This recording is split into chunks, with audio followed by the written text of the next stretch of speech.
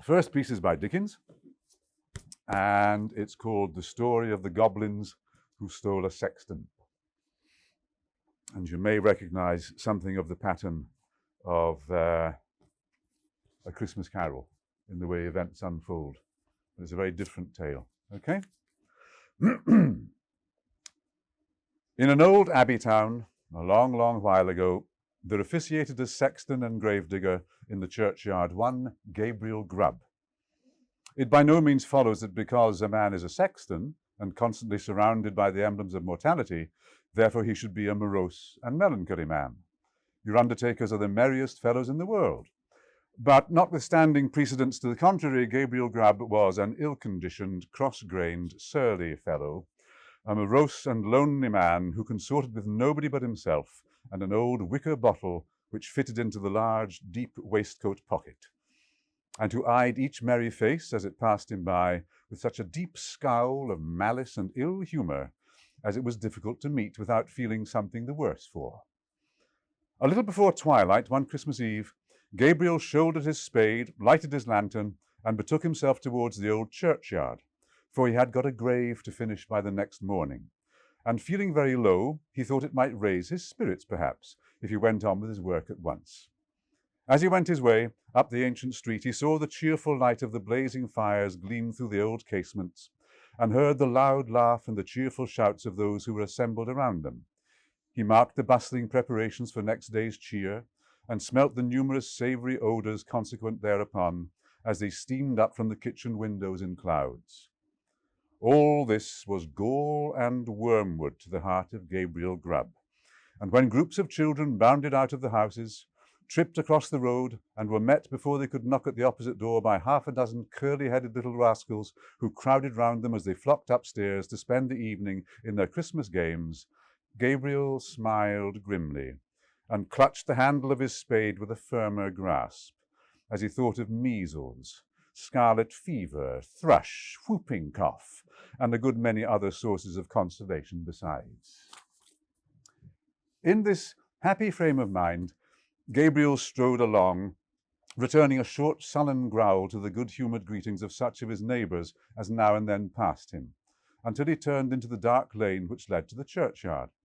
Now, Gabriel had been looking forward to reaching the dark lane, because it was, generally speaking, a nice, gloomy, mournful place, into which the townspeople did not care much to go, except in broad daylight and when the sun was shining.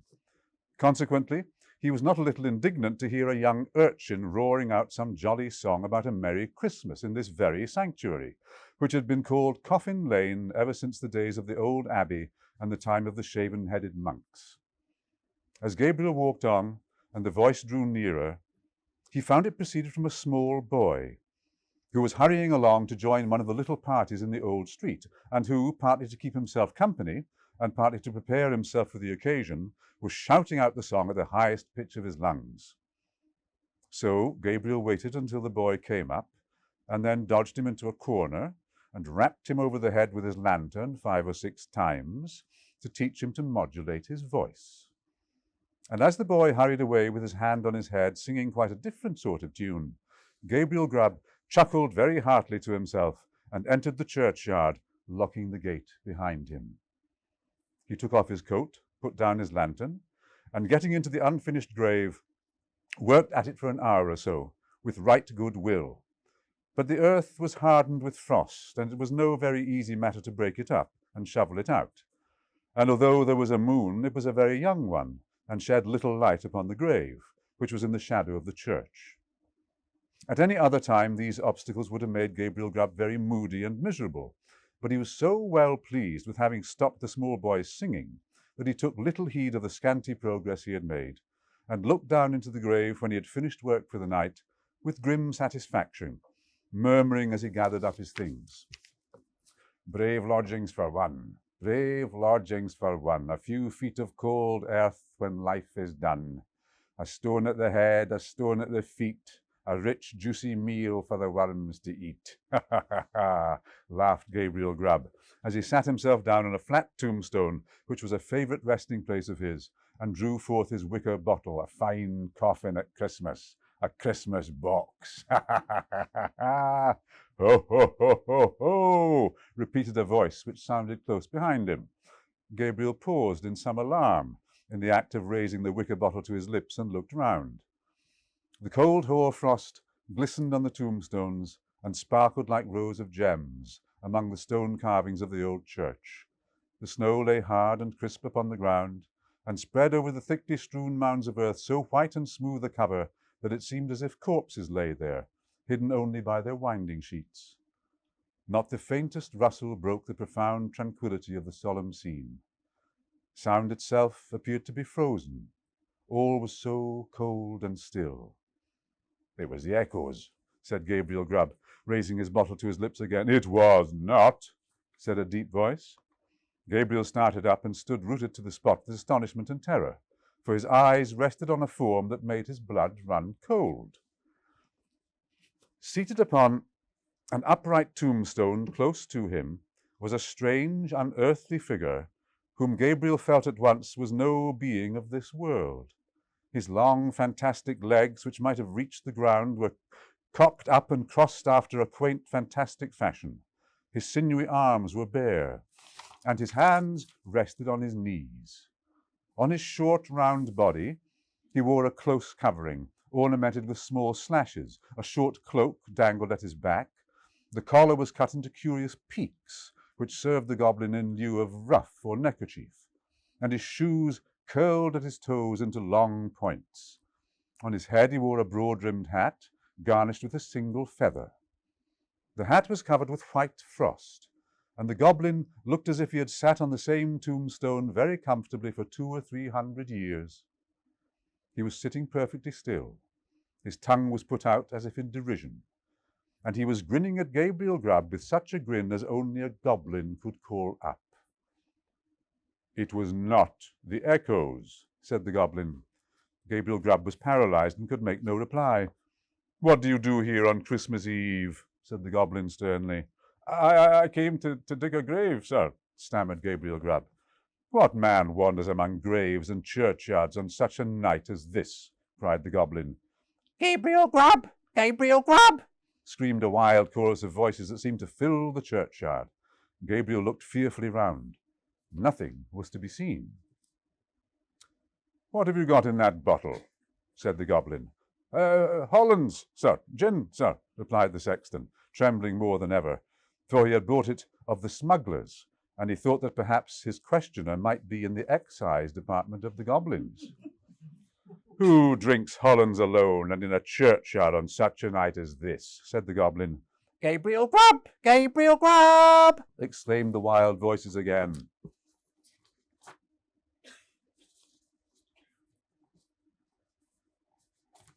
Two pages at once. The goblin leered maliciously at the terrified sexton, and then, raising his voice, exclaimed, "And who then is our fair and lawful prize?" To this inquiry the invisible chorus replied in a strain that sounded like the voices of many choristers singing to the mighty swell of the old church organ, a strain that seemed borne to the sexton's ears upon a wild wind, and to die away as it passed onward. But the burden of the reply was still the same. "Gabriel Grubb! Gabriel Grubb!" The goblin grinned a broader grin than before and said, "Well, Gabriel, what do you say to this?" The sexton gasped for breath. "What do you think of this, Gabriel?" said the goblin, kicking up his feet into the air on either side of the tombstone and looking at the turned-up points with as much complacency as if he had been contemplating the most fashionable pair of Wellingtons in all Bond Street. It's very curious, sir," replied the sexton, half dead with fright. Very curious and very pretty, but I think I'll go back and finish my work, sir, if you please." "Work?" said the goblin. "What work?" The grave, sir, making the grave," stammered the sexton. "Oh, the grave, eh?" said the goblin. "Who makes graves at a time when all other men are merry and takes a pleasure in it?" Again the mysterious voices replied, "Gabriel Grubb! Gabriel Grubb!" "I'm afraid my friends want you, Gabriel," said the goblin, thrusting his tongue further into his cheek than ever. And a most astonishing tongue it was. "I'm afraid my friends want you." Under favour, sir, replied the horror-stricken sexton. I don't think they can, sir. You know, they don't know me, sir. I don't think the gentlemen have ever seen me, sir. Oh, yes, they have, replied the goblin. We know the man with the sulky face and grim scowl that came down the street tonight, throwing his evil looks at the children and grasping his burying spade the tighter. We know the man who struck the boy in the envious malice of his heart because the boy could be merry and he could not. We know him, we know him. Here the goblins gave a shrill laugh, which the echoes returned 20-fold, and throwing his legs up in the air, he stood upon his head, or rather upon the very point of his hat, on the narrow edge of the tombstone, whence he threw a somersault with extraordinary agility, right to the sexton's feet, at which he planted himself in the attitude in which tailors generally sit upon the shopboard. I'm afraid I must leave you, sir, said the sexton, making an effort to move. Leave us, said the goblin. Gabriel Grubb going to leave us? Ho, ho, ho, ho, ho, ho. As the goblin laughed, the sexton observed for one instant a brilliant illumination within the windows of the church, as if the whole building were lighted up. It disappeared. The organ pealed forth a lively air, and whole troops of goblins, the very counterpart of the first one, poured into the churchyard and began playing leapfrog with the tombstones, one after the other with the most marvellous dexterity. The first goblin was a most astonishing leaper, and none of the others could come near him. Even in the extremity of his terror, the sexton could not help observing that while his friends were content to leap over the common-sized gravestones, the first one took the family vaults, iron railings and all, with as much ease as if they had been so many street posts. At last the game reached its most exciting pitch. The organ played quicker and quicker, and the goblins leaped faster and faster, coiling themselves up, rolling head over heels upon the ground, and bounding over the tombstones like footballs. The sexton's brain whirled round with rapidity of the motion he beheld, and his legs reeled beneath him as the spirits flew before his eyes, when the goblin king, suddenly darting towards him, laid his hand upon his collar and sank with him through the earth. When Gabriel Grubb had had time to fetch his breath, which the rapidity of his descent had for the moment taken away, he found himself in what appeared to be a large cavern, surrounded on all sides by crowds of goblins, ugly and grim. In the centre of the room, on an elevated seat, was stationed his friend of the churchyard, and close beside him stood Gabriel Grubb himself without power of motion. "Cold tonight," said the king of the goblins, "very cold. A glass of something warm here." At this command, half a dozen officious goblins, with a perpetual smile upon their faces, whom Gabriel Grubb imagined to be courtiers on that account, hastily disappeared and presently returned with a goblet of liquid fire, which they presented to the king. "Ah," cried the goblin, whose cheeks and throat were transparent as he tossed down the flame, "this warms one indeed. Bring a bumper of the same for Mr. Grubb." It was in vain for the unfortunate sexton to protest that he was not in the habit of taking anything warm at night. One of the goblins held him while another poured the blazing liquid down his throat. The whole assembly screeched with laughter as he coughed and choked, and wiped away the tears which gushed plentifully from his eyes after swallowing the burning draught. "And now," said the king, fantastically poking the corner of his hat into the sexton's eye, and thereby occasioning him the most exquisite pain, "and now show the man of misery and gloom a few of the pictures from our own great storehouse." As the goblin said this, a thick cloud which obscured the remoter end of the cavern rolled gradually away and disclosed, apparently at a great distance, a small and scantily furnished but neat and clean apartment. A crowd of little children were gathered round a bright fire, clinging to their mother's gown, and gambolling round her chair. The mother occasionally rose and drew aside the window curtain, as if to look for some expected object. A frugal meal was placed near the fire. A knock was heard at the door. The mother opened it, and the children crowded round her and clapped their hands for joy as their father entered. He was wet and weary, and shook the snow from his garments as the children crowded round him, and seizing his cloak, hat, stick, and gloves, with busy zeal, ran with them from the room. Then, as he sat down to his meal before the fire, the children climbed upon his knee, and the mother sat by his side, and all seemed happiness and comfort. But a change came upon the view, almost imperceptibly. The scene was altered to a small bedroom, where the fairest and youngest child lay dying. The roses had fled from his cheek, and the light from his eye, and even as the sexton looked upon him with an interest he had never felt or known before, he died. His young brothers and sisters crowded round his little bed and seized his tiny hand and looked with awe on his infant face. For calm and tranquil as it was, and sleeping in peace as the beautiful child seemed to be, they saw that he was dead. Again the light cloud passed across the picture, and again the subject changed.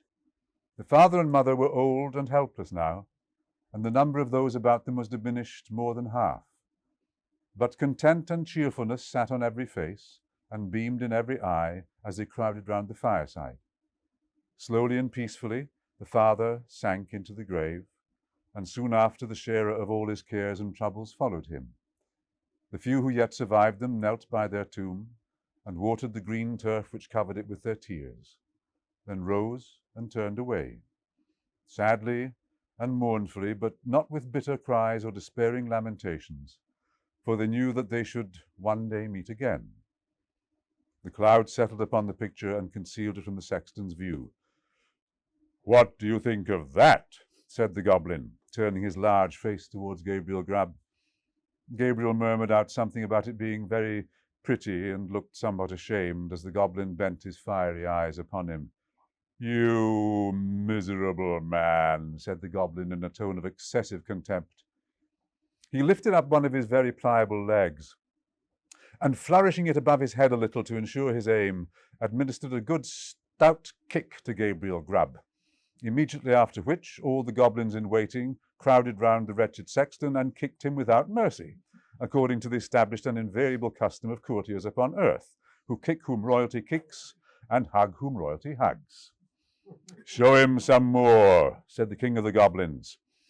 At these words the cloud was dispelled, and a rich and beautiful landscape was disclosed to view.